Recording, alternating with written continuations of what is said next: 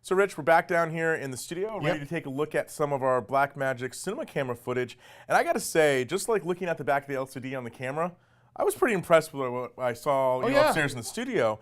And I think this is really gonna be an interesting kind of, challenge to see what we think about this footage and how it reacts. Yeah, I mean, I've been reading lots of different reports. I've talked to some of my friends that have been working with this camera.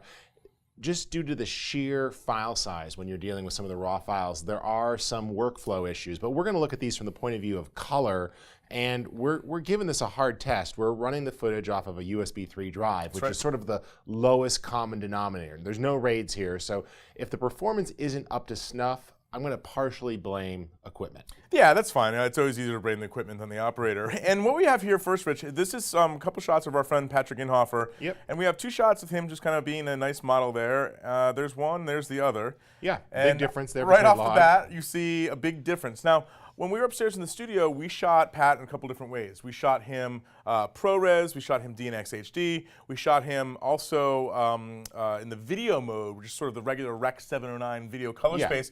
And we also shot him, as you see over in this shot, in what Blackmagic calls film mode, which is really a log mode. Now, what's the difference between the way these two react? Well, there's two things. Between the Avid DNx HD and the ProRes, the DNx HD was a bit smaller, wasn't it? Right, but I mean, overall, visually, they were pretty much similar, and I couldn't tell the difference. And I mean, even bringing up on scopes and stuff, they seem to be about the same. The only thing that you notice is the camera kind of resets itself for a second when you switch codecs. But other than that, I mean, it just really depends on your workflow. If you're in the Avid doing a lot of DNx stuff. Or even if you're just PC based. Like, ProRes is really only an encoder on the Mac. It's difficult to get the ability to render the files or create preview files over on a PC. So I would go with the DNx HD if I was on a PC. Right, and for me, everything, all my clients and most of our workflow is ProRes, so ProRes makes a lot of sense. Yeah. Now, in this case, we shot Pat here in this first shot, looking at him in sort of the video mode, and he looks pretty good. If I look at the scopes over here, here's our exposure. Here's 100 IRE right here. It's nice and below. I mean, we didn't, the nice thing was we had zebra bars on set. Yep.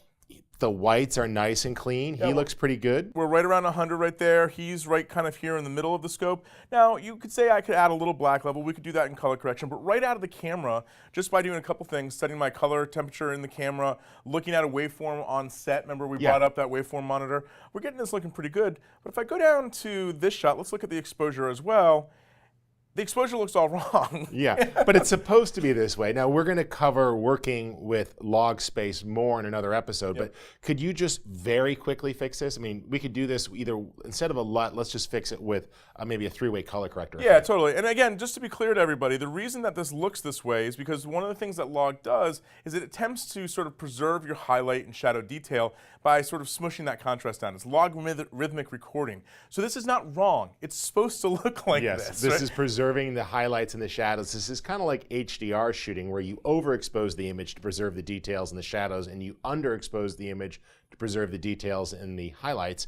And in doing this, it actually is working pretty good. So when he pulls in the black levels there. Yeah, I'll do that, and I'll pull out the whites till we're getting right about 100 IRE, somewhere right there. Now you'll notice that he looks very undersaturated.